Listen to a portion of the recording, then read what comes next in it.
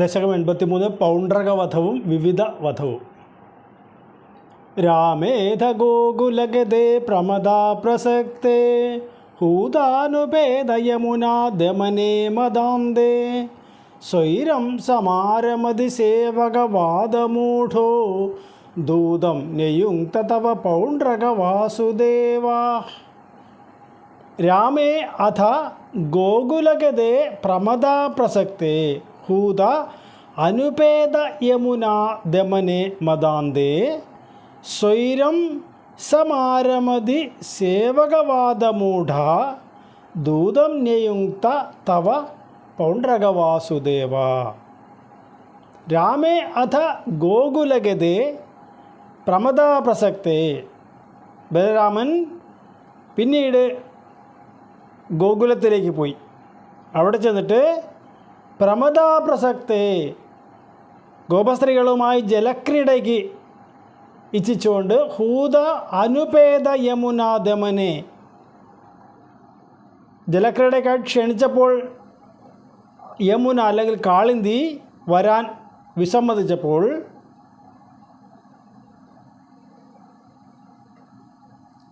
തൻ്റെ കലപ്പ ഉപയോഗിച്ചിട്ട് കാളിന്തിയെ വലിച്ച് അവിടേക്ക് എത്തിച്ചിട്ട് യഥേഷ്ടം സ്വൈരം സമാരമതി, യഥേഷ്ടം അവിടെ വിഹരിച്ചു.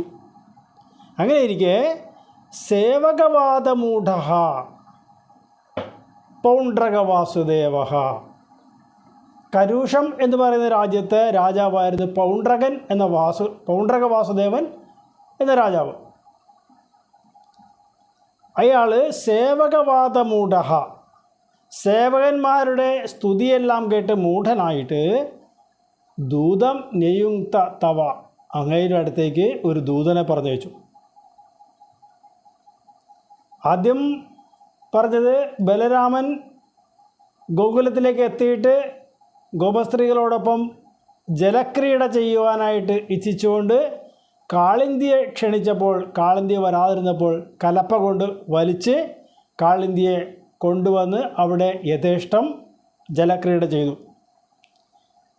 അത് കഴിഞ്ഞ് മറ്റൊരു കഥ ഇവിടെ സൂചിപ്പിക്കുകയാണ്. കരുഷം എന്ന രാജ്യത്തുണ്ടായിരുന്ന രാജാവായിരുന്നു പൗണ്ഡ്രകവാസുദേവൻ. ഇയാൾ സേവകന്മാരുടെ സ്തുതി പാഠനങ്ങളെല്ലാം കേട്ട് ബുദ്ധി നഷ്ടപ്പെട്ടവനായ മൂഢനായ അയാൾ ശ്രീകൃഷ്ണ ഭഗവാന്റെ അടുത്തേക്ക് ഒരു ദൂതനെ പറഞ്ഞയച്ചു. രാമേധ ഗോകുലഗതേ പ്രമദാ പ്രസക്തേ ഹൂതാനുപേത യമുനാ ദമനേ മദാന്തേ സ്വൈരം സമാരമതി സേവകവാദമൂഢോ ദൂതം നിയുങ്ക്ത തവ പൗണ്ഡ്രക വാസുദേവാ. നാരായണോഹമവതീർണ ഇഹാസ്മി ഭൂമൗ ദൽസേ കില ത്വമഭിമാമകലക്ഷണാനി ഉത്സൃജ്യതാനി ശരണം വ്രജ മാമിതി ത്വാം ദൂതോ ജഗാദ സകലൈർഹസിതഃ സഭായാം. നാരായണഃ അഹം അവതീർണഃ ഇഹ അസ്മി ഭൂമൗ ദൽസേ കില ത്വമഭി മാമകലക്ഷണാനി ഉത്സൃജ്യതാനി ശരണം വ്രജ മാം ഇതി ത്വാം ദൂതഃ ജഗാദ സകലൈഃ ഹസിതഃ സഭായാം. നാരായണഃ അഹം അവതീർണ ഇഹ അസ്മി ഭൂമൗ. അസ്മി ഭൂമൗ ഇഹ, ഈ ഭൂമിയിൽ അഹം ഞാൻ നാരായണഃ അവതീർണഃ, നാരായണനായിട്ട് ഇവിടെ അവതരിച്ചിരിക്കുകയാണ്. ത്വമഭി കില മാമകലക്ഷണാനി ദൽസേ, നിങ്ങളും എൻ്റെ ലക്ഷണങ്ങളെയൊക്കെ ധരിക്കുന്നതായിട്ട് ഞാൻ അറിഞ്ഞു. ഉത്സൃജ്യതാനി, അവയെല്ലാം ഉപേക്ഷിച്ചിട്ട് ശരണം വ്രജമാം, എന്നെ ശരണം പ്രാപിക്കണം എന്ന് ഇതി ഇപ്രകാരം ദൂതഃ ജഗാദ, ദൂതൻ പറഞ്ഞു, ത്വാം അങ്ങയോട് പറഞ്ഞു. അപ്പോൾ അവിടെ കൂടിയിരുന്ന ആളുകളൊക്കെ എന്താ ചെയ്തത്? സകലൈഹി ഹസിദഹ സഭായാം. ആ സഭയിൽ ഉപവിഷ്ടരായിരുന്ന എല്ലാവരും പൊട്ടിച്ചിരിച്ചുപോയി ഇത് കേട്ടപ്പോൾ. കരുഷ രാജ്യത്തെ രാജാവായ പൗണ്ഡ്രക വാസുദേവൻ ദൂതനെ അയച്ചിട്ട് ശ്രീകൃഷ്ണ ഭഗവാന് കൊടുത്ത സന്ദേശം ഇതാണ്: ഞാൻ പൗണ്ഡ്രക വാസുദേവനാണ് മഹാവിഷ്ണുവിൻ്റെ അവതാരമായി ഇവിടെ വന്നിരിക്കുന്നത്. നിങ്ങളും എൻ്റേതായ ചിഹ്നങ്ങളെയൊക്കെ ധരിക്കുന്നതായിട്ട് ഞാൻ അറിഞ്ഞു. അതെല്ലാം ഉപേക്ഷിച്ച് എന്നെ ശരണം പ്രാപിച്ചോളൂ എന്ന് ഒരു സന്ദേശമാണ് ആ ദൂതൻ വഴി ശ്രീകൃഷ്ണ ഭഗവാന് കൊടുത്തത്. ഈ ദൂതൻ്റെ ഭാഷണം കേട്ടപ്പോൾ സഭയിലുണ്ടായിരുന്ന എല്ലാവരും പൊട്ടിച്ചിരിച്ചു പോയി എന്നാണ് പറയുന്നത്. ഇവിടെ പൗണ്ഡ്രക വാസുദേവൻ എന്ന് പറയുന്ന ഈ രാജാവ് കേവലം ഒരു വിഡ്ഢിയായിട്ടാണ് ഭാഗവതം ചിത്രീകരിക്കുന്നത്. പക്ഷേ അതിന് മറ്റൊരു മുഖം എന്ന് പറഞ്ഞാൽ സദാസമയവും ശ്രീകൃഷ്ണ ഭഗവാന്റെ രൂപത്തോട് സാമ്യം സ്വയം സങ്കല്പിച്ചുകൊണ്ട് അവസാനം അയാൾ ശ്രീകൃഷ്ണനിലേക്ക് എത്തിച്ചേരുന്നു എന്നാണ്. ഏതൊന്നിനെക്കുറിച്ചാണോ നമ്മൾ സദാസമയം ചിന്തിക്കുന്നത്, നമ്മൾ അതുതന്നെ ആയിത്തീരും എന്നാണ് പറയുന്നത്. ഉദാഹരണമായിട്ടൊരു വേട്ടാളൻ ഒരു പുഴുവിനെ കൊണ്ടുവന്ന് ദ്വാരത്തിൽ അടച്ചു വെച്ചിട്ട് ആ ദ്വാരത്തിൻ്റെ പ്രവേശന കവാടത്തിൽ വേട്ടാളൻ എല്ലായ്പ്പോഴും ഇരിക്കും. ഈ പുഴുവാണെങ്കിൽ അവിടെ നിന്ന് രക്ഷപ്പെടണമെന്ന് കരുതി പുറമേക്കുള്ള വഴി നോക്കുമ്പോൾ അവിടെ ഇരിക്കുന്നത് ഈ വേട്ടാളനാണ്. ഈ വേട്ടാളനെയാണ് എല്ലായ്പ്പോഴും കാണുന്നത്. അങ്ങനെ നിരന്തരം വേട്ടാളനെ കണ്ട് അവസാനം ആ പുഴു വേട്ടാളനായിത്തീരുന്നു എന്ന് പറഞ്ഞതുപോലെ ഇവിടെ ഈ പൗണ്ഡ്രക വാസുദേവനും തൻ്റെ നിരന്തരമായ ഭക്തിയെ കൊണ്ട് ശ്രീകൃഷ്ണ ഭഗവാനെ പ്രാപിക്കുന്നതായിട്ട് നമുക്കിവിടെ സങ്കല്പിക്കാം. നാരായണോഹമവതീർണ ഇഹാസ്മി ഭൂമൗ ദൽസേ കില ത്വമഭിമാമകലക്ഷണാനി ഉത്സൃജ്യതാനി ശരണം വ്രജമാമിതി ത്വാം ദൂതോ ജഗാദ സകലൈർഹസിതസഭായം. ദൂതേദയാദവതി യാദവ സൈനികസ്ത്വം യാദോ ദദർശിതവ ബുക്കില പൗണ്ഡ്രകീയം താപേന വക്ഷസി കൃതാംഗമനൽപമൂല്യ ശ്രീകൗസ്തുഭം മകരകുണ്ഡല പീതചേലം. ദൂതേ അഥ യാദവതി യാദവസൈനികൈഃ ത്വം യാദഃ ദദർശിത വപുഃ കില പൗണ്ഡ്രകീയം താപേന വക്ഷസി കൃത അംഗം അനൽപമൂല്യ ശ്രീകൗസ്തുഭം മകരകുണ്ഡല പീതചേലം. ദൂതേ അഥ യാദവതി, കരുഷ രാജ്യത്തിൽ നിന്ന് വന്ന പൗണ്ഡ്രക വാസുദേവൻ്റെ ദൂതൻ മടങ്ങിപ്പോയി കഴിഞ്ഞപ്പോൾ യാദവ സൈനികൈസ്ത്വം യാദഃ, യാദവ സേനയോടൊപ്പം അങ്ങും പുറകെ പോയി. ദദർശിത വപുഃ കില പൗണ്ഡ്രകീയം, ചെന്ന് ആ പൗണ്ഡ്രക വാസുദേവൻ്റെ വപുസിനെ കണ്ടു.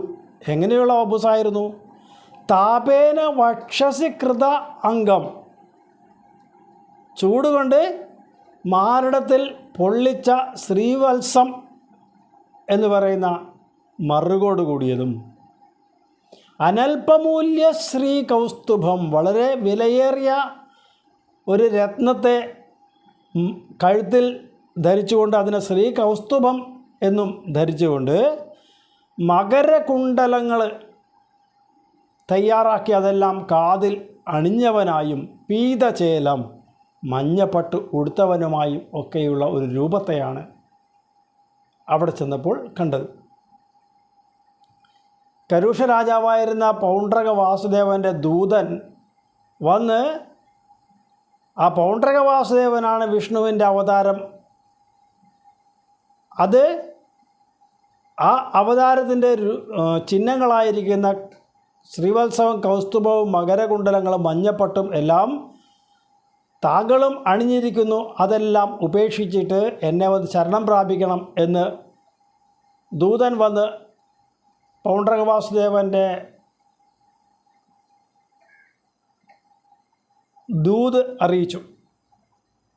ആ ദൂതന് പിന്നാലെ യാദവ സേനയോടൊപ്പം ശ്രീകൃഷ്ണ ഭഗവാൻ കരൂഷ രാജ്യത്തിലെത്തി. അവിടെ ചെന്നപ്പോൾ കണ്ട ആ പൗണ്ഡ്രക വാസുദേവൻ്റെ രൂപത്തെക്കുറിച്ചാണ് ഈ ശ്ലോകത്തിൽ പറഞ്ഞിരിക്കുന്നത്. താപേന വക്ഷസ് കൃതാംഗം, ചുട്ടുപൊള്ളിച്ച് മാറിടത്തിൽ ഒരു മറുകുണ്ടാക്കി അതിന് ശ്രീവത്സം എന്ന് പേരിട്ടു.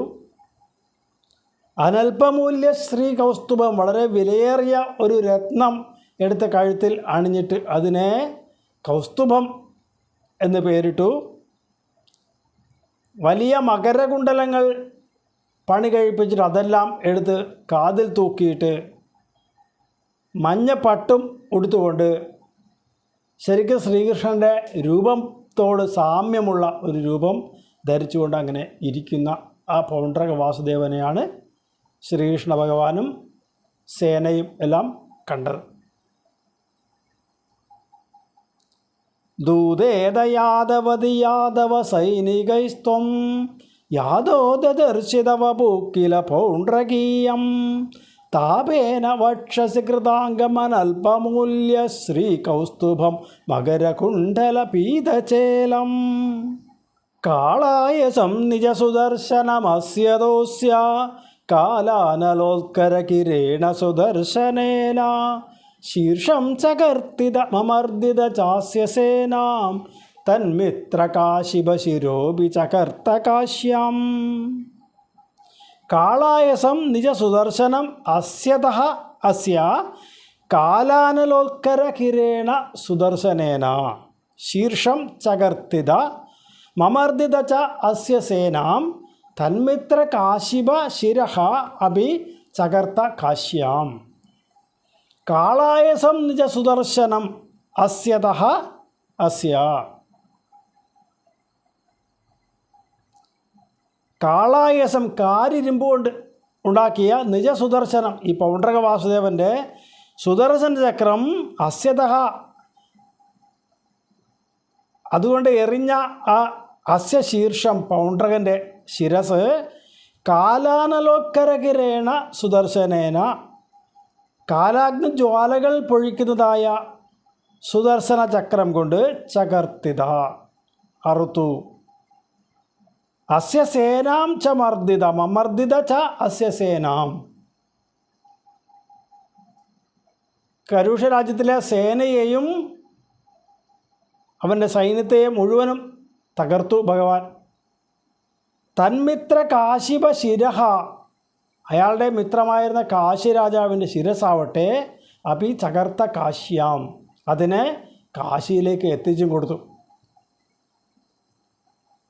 ഭഗവാൻ പൗണ്ഡ്രക വാസുദേവനെ ചെന്ന് കാണുമ്പോഴുള്ള രൂപം ശ്രീകൃഷ്ണൻ്റേതായ അതേ ചിഹ്നങ്ങളാണ് പൗണ്ഡ്രക വാസുദേവൻ ഭൗതികമായി ഉണ്ടാക്കി വച്ചിരിക്കുന്നത്. അതിൽ ശ്രീവത്സവും കൗസ്തുഭവും മകരകുണ്ടലവും മഞ്ഞപ്പട്ടും എല്ലാം പറഞ്ഞതിന് ശേഷം പിന്നെ ഒന്നുകൂടി പറയുന്നു, ഈ പൗണ്ഡ്രക വാസുദേവൻ്റെ കയ്യിൽ സുദർശന ചക്രം കൂടി ഉണ്ടായിരുന്നു. അത് കാരിരുമ്പുകൊണ്ടുണ്ടാക്കിയതായിരുന്നു. ഭഗവാൻ യുദ്ധത്തിനാണ് വന്നതെന്ന് മനസ്സിലാക്കിയപ്പോൾ അയാൾ ആ ചക്രം ഭഗവാന്റെ നേരെ എറിഞ്ഞു. ആ ചക്രത്തെ ഖണ്ഡിച്ചുകൊണ്ട് ഭഗവാൻ തൻ്റെ സുദർശന ചക്രം ഉപയോഗിച്ച് കാലാഗ്നി ജ്വാലകൾ പൊഴിക്കുന്ന ആ സുദർശന ചക്രം കൊണ്ട് പൗണ്ഡ്രക വാസുദേവൻ്റെ ശിരസ് അറുത്തു. അത് കഴിഞ്ഞിട്ട് കരൂഷ രാജ്യത്തെ സേനയെയും ഭഗവാൻ തകർത്തതിന് ശേഷം അയാളുടെ സുഹൃത്തായിരുന്ന കാശി രാജാവിൻ്റെ ശിരസ് കാശിയിൽ എത്തിച്ചു കൊടുക്കുകയും കൂടി ഭഗവാൻ ചെയ്തു. ഇവിടെ ഈ പൗണ്ഡ്രക വാസുദേവൻ നിരന്തരം താൻ ശ്രീകൃഷ്ണനാണ് അല്ലെങ്കിൽ വിഷ്ണുവിൻ്റെ അവതാരമാണ് എന്നുള്ള സങ്കല്പത്തോടു കൂടിയാണ് ഈ സ്തുതിപാഠകരുടെ വാക്കുകൾ കേട്ടിട്ടാണെങ്കിലും ഓരോ ദിവസം കഴിഞ്ഞിരുന്നത്. ഭഗവാനെ സംബന്ധിച്ചിടത്തോളം ഒരു ഭക്തൻ ഇത്രയേറെ ആത്മാർത്ഥമായിട്ട് തന്നെ പ്രാർത്ഥിക്കുന്ന ആ ഒരു ഭക്തിയിൽ തീർച്ചയായും പ്രസാദിക്കുക തന്നെ ചെയ്യും എന്നുള്ളതിനൊരു തെളിവും കൂടിയാണ് നമുക്കിവിടെ കിട്ടുന്നത്. ഈ പൗണ്ഡ്രക വാസുദേവൻ ഭഗവാനാൽ വധിക്കപ്പെടുന്നത് കൊണ്ട് ഭഗവത് പദം പ്രാപിക്കുവാനായിട്ട് അയാൾക്ക് സാധിക്കുന്നു എന്നതാണ് നമ്മളിവിടെ മനസ്സിലാക്കേണ്ടത്. അത് അടുത്ത ശ്ലോകത്തിൽ കുറച്ചുകൂടി വിശദമായിട്ട് വ്യക്തമാക്കുന്നുണ്ട്.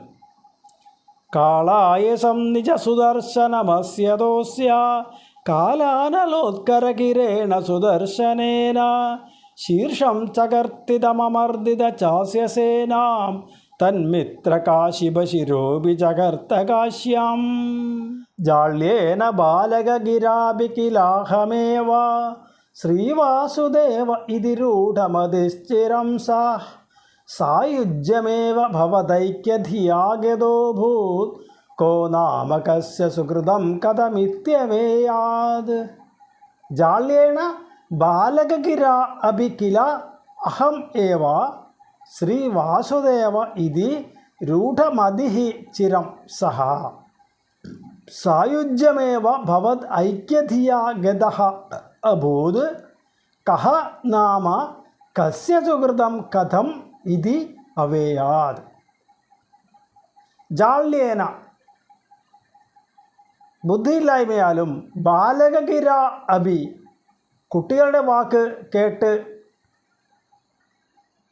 അതുകൊണ്ടും കില അഹമേവ ശ്രീവാസുദേവ ഇതി രൂഢമതിഃ ചിരം സഹ ഞാൻ തന്നെയാണ് ശ്രീവാസുദേവൻ എന്ന് മനസ്സിൽ ഉറപ്പിച്ച് വളരെ കാലം ഈ പൗണ്ഡ്രക വാസുദേവൻ ജീവിച്ചു. സായുജ്യമേവ ഭവത് ഐക്യധിയാഗതഃ അഭൂത്. ഞാനും ഭഗവാനും ഒന്നാണ് എന്നുള്ള ഈ ചിന്ത ഒന്നുകൊണ്ട് മാത്രം ഈ പൗണ്ഡ്രക വാസുദേവൻ ഭഗവാനിലേക്ക് സായുജ്യം പ്രാപിച്ചു എന്നാണ് പറയുന്നത്. കഹ നാമ കസ്യ സുഹൃതം കഥം. ഏതൊരാളുടെ എങ്ങനെയുള്ള സുഹൃതമാണ് എന്ന് നമുക്ക് എങ്ങനെയാണ് അറിയാൻ കഴിയുക? ഒരാളെ കണ്ടാൽ നമ്മൾ കാണുന്ന പ്രത്യക്ഷ രൂപത്തിൽ നിന്നും അയാൾ ആർജിച്ചിരിക്കുന്ന സുഹൃതം എന്താണ് എന്ന് മനസ്സിലാക്കുക സാധ്യമല്ല. ഇവിടെ കേവലം കുട്ടികളുടെ വാക്കുകൾ കേട്ടിട്ടാണെങ്കിൽ പോലും മൂഢബുദ്ധിയായ ഈ പൗണ്ഡ്രക വാസുദേവൻ ഞാൻ തന്നെയാണ് മഹാവിഷ്ണുവിൻ്റെ അവതാരമായ ശ്രീകൃഷ്ണൻ എന്ന് സ്വയം സങ്കല്പിച്ചുകൊണ്ട് വളരെ കാലം കഴിഞ്ഞുകൂടി. അതിൻ്റെ ഫലമായിട്ട് ഭഗവാനാൽ സുദർശന ചക്രത്താൽ വധിക്കപ്പെട്ട് ഭഗവാനിലേക്ക് തന്നെ എത്തിച്ചേരുന്നു. ഇവിടെ ഭഗവാനാൽ സുദർശന ചക്രം കൊണ്ട് വധിക്കപ്പെട്ടു എന്നത് ഒരു ശിക്ഷയായിട്ടല്ല കരുതേണ്ടത്. അതേസമയം ഏതൊരു ഭക്തനും തൻ്റെ ശരീരം ഉപേക്ഷിക്കേണ്ടത് തന്നെയാണ് എന്നുള്ള സത്യത്തെ മനസ്സിലാക്കിക്കൊണ്ട് ആ ജീവാത്മാവിൻ്റെ പരമമായ ഗതി എന്താണ് എന്നതാണ് ചിന്തിക്കപ്പെടേണ്ടത്. നിരന്തരമായി ഞാനാണ് ശ്രീകൃഷ്ണൻ എന്ന് ചിന്തിച്ച് ആ ജീവാത്മാവ് ശ്രീകൃഷ്ണ പരമാത്മാവിലേക്ക് ലയിച്ച് ചേർന്നു എന്നതാണ് ഇവിടെ മനസ്സിലാക്കേണ്ട വിഷയം. ജാള്യേണ ബാലകഗിരാപി കിലാഹമേവ ശ്രീവാസുദേവ ഇതി രൂഢമതിശ്ചിരം സായുജ്യമേവ ഭവദൈക്യധിയാഗതോ ഭൂത് കോ നാമ കസ്യ സുഹൃതം കഥമിത്യവേയാത്. കാശീശ്വരസ്യ തനയോധ സുദക്ഷിണാഖ്യ സർവം പ്രപൂജ്യ ഭവദേ വിഹിതാവിചാര കൃത്യാനലം കമപി ബാണരണാദിഭീതൈ ഭൂതൈ കദഞ്ജന വൃതൈ സമമഭ്യമുഞ്ചത്. കാശീശ്വരസ്യ തനയഃ അഥ സുദക്ഷിണ ആഖ്യഃ സർവം പ്രപൂജ്യ ഭവദേ വിഹിത ആഭിചാരഃ കൃത്യാനലം കമപി ബാണരണാദിഭീതൈ ഭൂതൈ കദഞ്ജന വൃതൈ സമം അഭ്യമുഞ്ചത്. കാശീശ്വരസ്യ തനയഃ അഥ സുദക്ഷിണാഖ്യ. കാശിരാജാവിൻ്റെ പുത്രനായിരുന്ന സുദക്ഷിണൻ എന്നു പേരായ ആ കാശിരാജാവിൻ്റെ പുത്രൻ സർവം പ്രപൂജ്യ മഹാദേവനെ പൂജിച്ചിട്ട് ഭവതേ വിഹിതാഭിചാര, ശ്രീകൃഷ്ണ ഭഗവാനിൽ ഒരു ആഭിചാര കർമ്മം ചെയ്തു. എന്നിട്ട് ആ ഹോമകുണ്ഡത്തിൽ നിന്നും ഉയർന്നു വന്ന കൃത്യാനലം, അഗ്നിരൂപിണിയായിരിക്കുന്ന ആ ദുർമൂർത്തിയാകുന്ന കൃത്യയെ കമപി ബാണരണാതിഭീതൈഹി, ബാണയുദ്ധത്തിൽ ഭയപ്പെട്ട് ഓടിയ ഭൂതൈഹി കഥഞ്ജനവൃതൈഹി, ആ ഭൂതഗണങ്ങളോടൊപ്പം ചേർന്ന് സമം അഭ്യമുഞ്ചത്, അവരോട് ചേർന്ന് ശ്രീകൃഷ്ണ ഭഗവാന്റെ അടുത്തേക്ക് എത്തി. കാശിരാജാവിൻ്റെ ശിരസ് കാശിയിൽ എത്തിച്ചു എന്ന് കഴിഞ്ഞ ശ്ലോകത്തിൽ നമ്മൾ കണ്ടു. ആ കാശിരാജാവിൻ്റെ പുത്രൻ ശ്രീകൃഷ്ണ ഭഗവാനോട് പ്രതികാരം വീട്ടുന്നതിനായിട്ട് മഹാദേവനെ ഉപാസിച്ച് വരം വാങ്ങിയിട്ട് ശ്രീകൃഷ്ണ ഭഗവാനെ വധിക്കുവാനായി ഉള്ള ഒരു ആഭിചാര കർമ്മം ചെയ്ത് ആ ഹോമാഗ്നിയിൽ നിന്നും പുറമേക്ക് വന്ന കൃത്യ എന്ന് പറയുന്ന ആ ദുർമൂർത്തി മുൻപ് ബാണയുദ്ധത്തിൽ ശ്രീകൃഷ്ണ ഭഗവാനോട് എതിരിട്ട ഭൂതഗണങ്ങളെ ഏതെങ്കിലും പ്രകാരത്തിൽ കൂടെ കൂട്ടിക്കൊണ്ട് ഭഗവാനോട് യുദ്ധത്തിനായിട്ട് വന്നു, അല്ലെങ്കിൽ ഭഗവാനെ നശിപ്പിക്കുന്നതിനായിട്ട് വന്നു. ഇവിടെ ഈ സുദക്ഷിണൻ ചെയ്ത ആഭിചാര കർമ്മം ഒരു ബ്രാഹ്മണനിൽ ഏൽക്കുകയില്ല എന്ന് മഹാദേവൻ പറഞ്ഞിരുന്നു. സുദക്ഷിണൻ കരുതി ശ്രീകൃഷ്ണ ഭഗവാൻ ബ്രാഹ്മണനല്ലല്ലോ, അപ്പോൾ പിന്നെ തനിക്ക് ആഭിചാരം ചെയ്യുന്നതിൽ തെറ്റൊന്നുമില്ല എന്നാണ് കരുതിയത്. പക്ഷേ ബ്രാഹ്മണത്വത്തിനും ഉപരിയായി വിലസുന്ന പരമാത്മ സ്വരൂപനായ ശ്രീകൃഷ്ണ ഭഗവാനോടാണ് ഈ ആഭിചാരം ചെയ്തത് എന്നത് സുദക്ഷിണൻ അറിഞ്ഞതുമില്ല. പക്ഷേ അത് പിന്നീട് അയാൾക്ക് തന്നെ വിനയായി ഭവിക്കുകയും ചെയ്യുന്നുണ്ട്.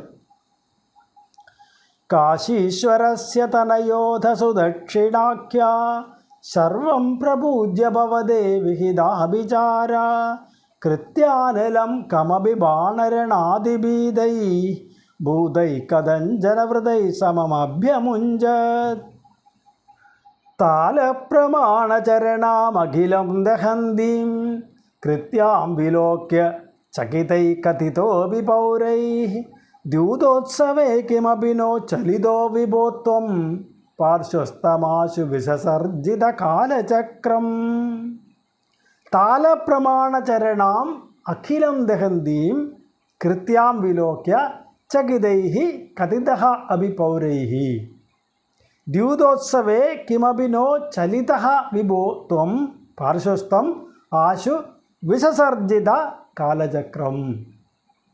താലപ്രമാണചരണാം, ഈ കൃത്യ ഭഗവാന്റെ അടുത്തേക്ക് വരുന്നതാണ്. അവളുടെ കാലുകൾ എന്ന് പറയുന്നത് ഒരു സാലവൃക്ഷം പോലെയാണ്, അല്ലെങ്കിൽ ഒരു കരിമ്പന പോലെയാണ്. അത്രയും വലിപ്പമുള്ള കാലുകളാണ് കൃത്യയുടെ. അത്രയ്ക്ക് ഭീമാകാരമായ രൂപമായിട്ടാണ് കൃത്യ ഭഗവാന്റെ അടുത്തേക്ക് വരുന്നത്. അഖിലം ദഹന്തീം, ഞാൻ ഇപ്പോൾ വന്ന് ഈ പ്രപഞ്ചം മുഴുവൻ ദഹിപ്പിക്കും എന്ന് പറഞ്ഞ് ആണ് ഈ കൃത്യ വരുന്നത്. കൃത്യാം വിലോക്യ ചകിതൈഹി, ഈ കൃത്യയെ കണ്ടപ്പോൾ പൗരജനങ്ങളൊക്കെ ഭയപ്പെട്ടു പോയി. കഥിതഃ അപി പൗരൈഹി, ആ പൗരജനങ്ങൾ വന്നിട്ട് ഭഗവാനോട് പറയുകയും ചെയ്തു ഇങ്ങനെ ഒരു സത്വം വരുന്നുണ്ടെന്ന്. ഭഗവാനോ ദ്യൂതോത്സവേ, ഭഗവാൻ ചൂത് കളിച്ചുകൊണ്ടിരിക്കുകയായിരുന്നു.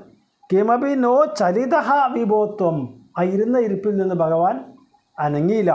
എന്നിട്ട് എന്ത് ചെയ്തു?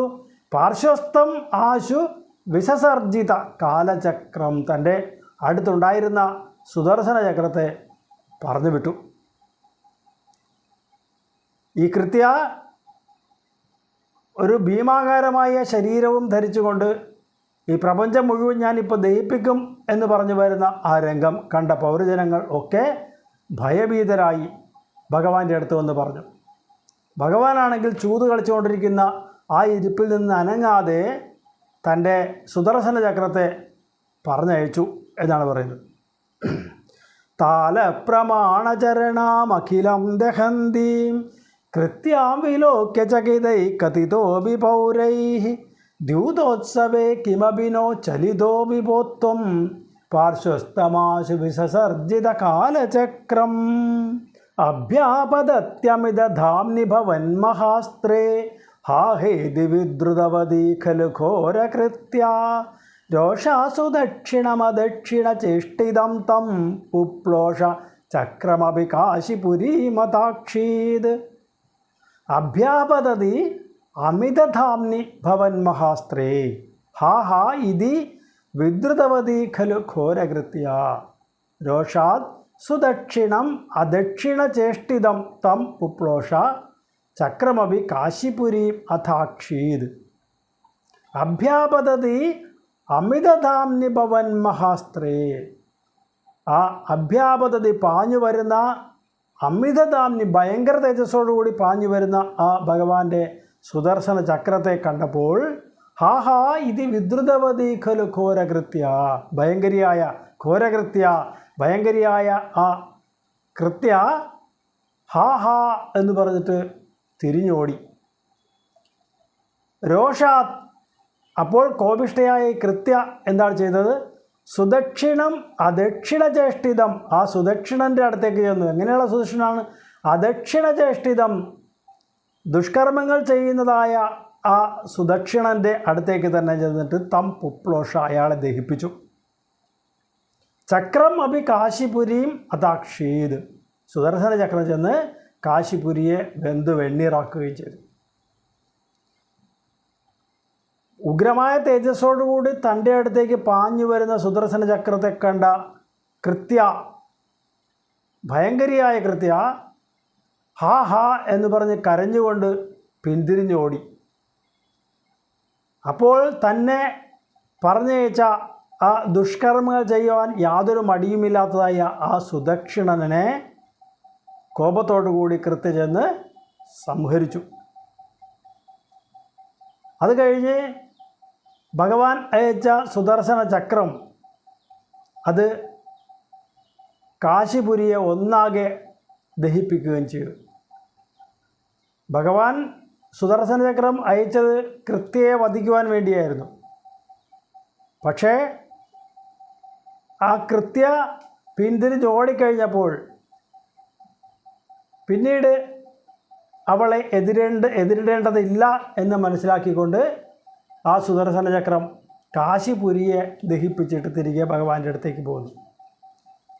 അപ്പോൾ ഏതൊരാളാണോ ദുഷ്കർമ്മം ചെയ്യുന്നത് അയാളാണ് അതിൻ്റെ ഫലം അനുഭവിക്കേണ്ടത്. ഇവിടെ സുദക്ഷിണനാണ് ആഭിചാരം നിർവഹിച്ചത്. ആ ആഭിചാരം ചെയ്തയാളെയാണ് ശിക്ഷിക്കേണ്ടത് എന്നുള്ളതുകൊണ്ട് ആ കൃത്യ തന്നെ സുദർശനനെ ദഹിപ്പിച്ചത് കഴിഞ്ഞപ്പോൾ ആ ശിക്ഷ കഴിഞ്ഞിരിക്കുന്നു. അതുകൊണ്ട് സുദർശനം ആ ഭാഗത്തേക്ക് നോക്കാതെ കാശിപുരിയെ മുഴുവനായി ദഹിപ്പിച്ചിട്ട് മടങ്ങിപ്പോന്നു. സുദർശന ചക്രത്തെ ഒരു തവണ പ്രയോഗിച്ചു കഴിഞ്ഞാൽ അത് ആ ഉദ്ദേശിച്ച കാര്യം ചെയ്യാതെ തിരികെ മടങ്ങുകയില്ല എന്നുള്ളതുകൊണ്ട് ഇവിടെ സുദക്ഷിണനെ വധിക്കേണ്ടതില്ല എന്ന അവസ്ഥ വന്നപ്പോൾ ആ കാശിപുരിയെ തന്നെ ദഹിപ്പിച്ചിട്ട് ഭഗവാന്റെ അടുത്തേക്ക് മടങ്ങിപ്പോകുന്നു.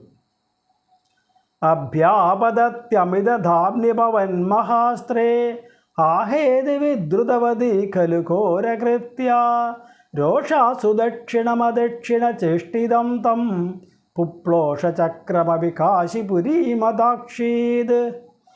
സകലു വിവിധോ രക്ഷോഖാദേ കൃതോപകൃതി പുരാ തവതു കലയാ മൃത്യും പ്രാപ്തും തഥാ ഖലദാം ഗതാ നരകസജീവോ ദേശക്ലേശം സൃജന്നഗരാന്തികേ ജഡിതി ഹലിനായുധ്യന്നഥാപപാദതലാഹത സകല വിവിധ രക്ഷോഘാതേ കൃത ഉപകൃതി പുരാ തവതു കലയാ മൃത്യും പ്രാപ്തും തഥാ ഖലദാം ഗതഃ നരകസജീവ ദേശക്ലേശം സൃജൻ നഗരാന്തികേ ജഡിതി ഹലിനായുധ്യൻ അഥ പപാദ തലാഹത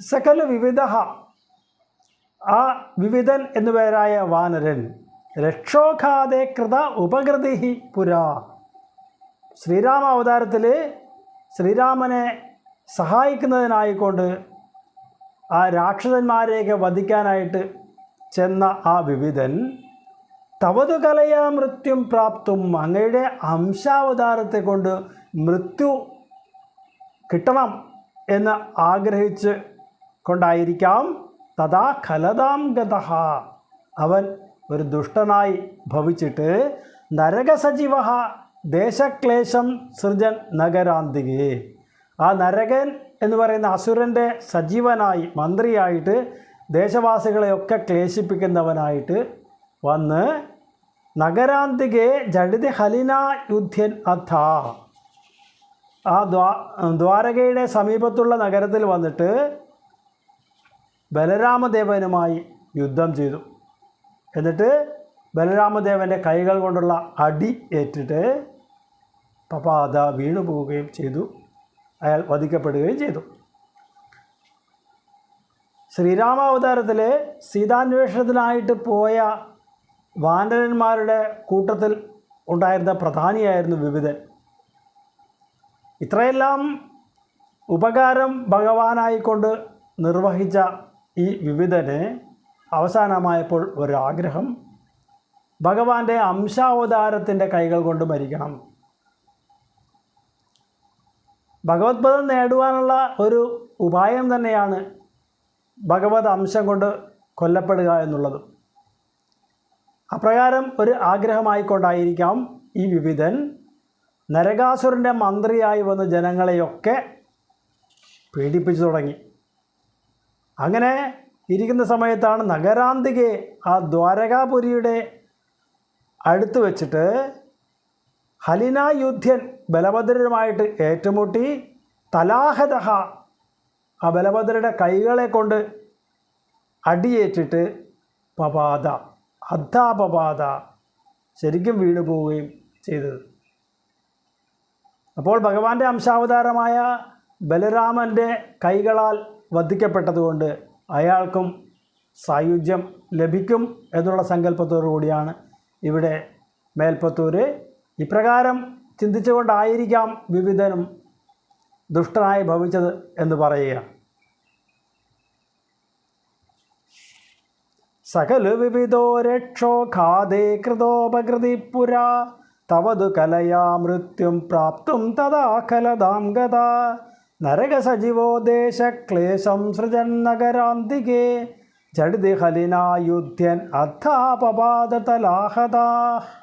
സാംബം കൗരവ്യപുത്രീ ഹരണനിയമിതം സാന്ത്വനാർത്തി കുരുണാം യാദസ്തദ്വാക്യരോഷോ ധൃതകരിനഗരോ മോചയാമാസ രാമഃ തേ ഖാത്യാ പാണ്ഡവേയൈരിതിയതു പ്രതനാം നാമുജസ്ത്വം തദാനീം തം ത്വാം ദുർബോധലീലം പവനപുരപദേ താപശാന്തി നിഷേവേ സാംബം കൗരവ്യപുത്രീ ഹരണനിയമിതം സാന്ത്വനാർത്തി കുരുണാം യാദഃ തത് വാക്യരോഷോദ്ധൃത കരിനഗരഃ മോചയാമാസ രാമഃ തേ ഖാത്യാഃ പാണ്ഡവേയൈഃ ഇതി യദുപ്രതനാം ന അമുജഃ ത്വം തദാനീം തം ത്വാം ദുർബോധലീലം പവനപുരപദേ താപശാന്തിയൈ നിഷേവേ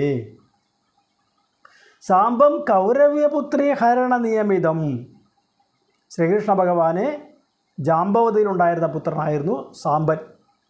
ഈ സാംബൻ ദുര്യോധനൻ്റെ പുത്രിയായിരുന്ന ലക്ഷണയെ വിവാഹവേദിയിൽ നിന്ന് അപഹരിച്ചു കൊണ്ടുപോന്നു. അപ്പോൾ ഈ കുരുസൈന്യം വന്ന് സാംബനെ ബന്ധനസ്ഥനാക്കി. അതറിഞ്ഞ ബലഭദ്രർ സാന്ത്വനാർത്ഥി കുരുണാം, ബലഭദ്രർ ഈ കൗരവരെ സാന്ത്വനിപ്പിക്കുന്നതിനായിട്ട് യാതഹ അങ്ങോട്ടേക്ക് പോയി. തദ് വാക്യ രോഷോദ്ധൃത കരിനഗരഃ മോചയാമാസ രാമഃ. ദുര്യോധനൻ ബലരാമൻ്റെ ശിഷ്യനായിരുന്നത് കൊണ്ടാണ് ബലരാമൻ ഇപ്രകാരം ചെയ്തത്. താൻ പറഞ്ഞാൽ ദുര്യോധനൻ അനുസരിക്കും എന്ന് കരുതിയാണ് അവിടെ ചെന്നത്. പക്ഷേ അവിടെ ചെന്നപ്പോൾ അവർ ബലരാമൻ്റെ വാക്കുകൾ അനുസരിച്ചില്ല എന്ന് മാത്രമല്ല, ബലരാമനെ പരിഹസിക്കുക കൂടി ചെയ്തു. അപ്പോൾ ഭയങ്കരമായ ക്രോധത്തോടുകൂടി ബലരാമൻ കലപ്പ കൊണ്ട് ഹസ്തിനപുരത്തെ വലിച്ച് ഗംഗയിലേക്ക് ഇടാൻ പോയി.